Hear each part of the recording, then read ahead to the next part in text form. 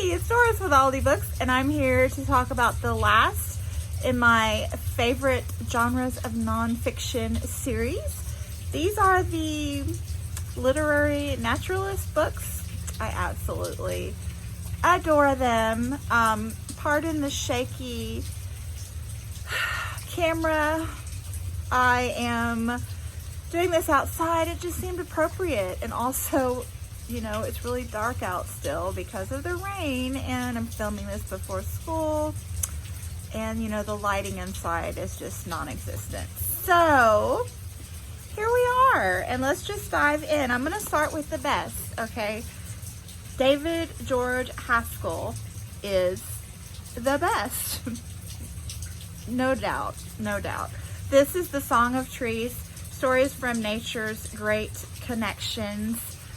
He also has The Unseen World, which is equally as fabulous. Highly recommend this author if you're into literary fiction and nature, because, I mean, this is nonfiction, but he's just so intelligent and also knowledgeable about what he's talking about. He's so insightful about making connections between the natural world and ourselves. And his words just sing. His command of the English language is, spot on. The Unseen World was the runner-up for the Pulitzer a few years back. So anyway, highly recommend David George Haskell. I'm a fangirl. A very close runner-up is Dave Goulson. This one is A Buzz in the Meadow, in which he has purchased a little farm in France and let it go fallow, and the little creatures, especially the buggy ones, return. He is an entomologist specializing in bees, which you know I love. So he also has a great one, A Sting in the Tail, which I believe may be his first.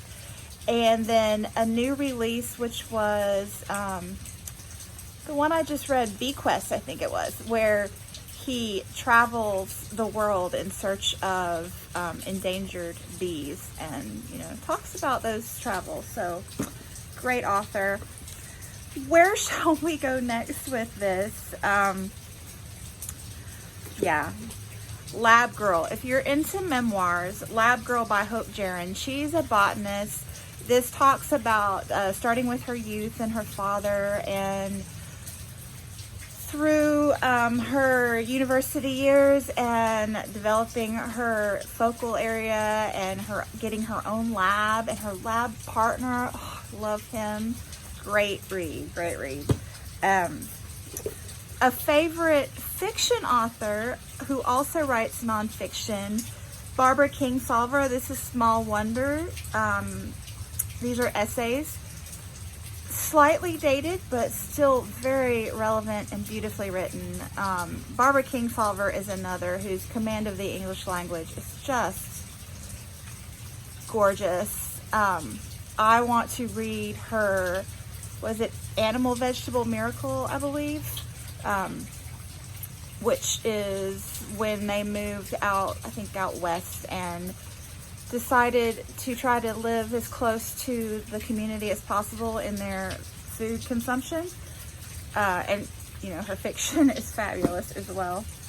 And then this one is a little bit out of the realm of the others, but Isaac Storm by Erik Larson. I'm a huge fan of, okay, fan's not the right word, but I like natural disasters, guys, as witnessed by my epidemiology gushing recently. So, at least I didn't put that one in this group, right? So this is about hurricanes.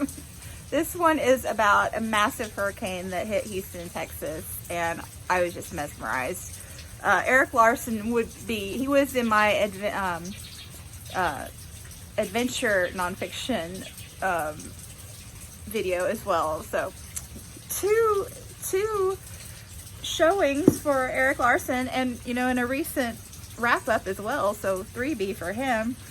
Then a couple more The Soul of an Octopus by Cy Montgomery. This was just a delightful read, and her learning about octopus as a journalist and just getting so intrigued by them, and just this soul searching that she did and with the octopus, really beautiful.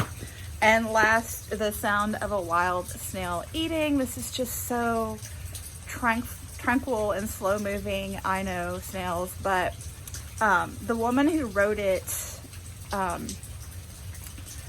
developed a very debilitating illness for a while in her life and acquired a pet snail in the process, and it's just very beautiful to read these months and years in her life. So I hope you found some great nonfiction that you want to try out. I mean, these are all great, and I think there's something in there for everyone, and nonfiction about nature is just so beautiful when done well. So I better go to work. Thanks so much for watching, and I'll be back soon. Bye!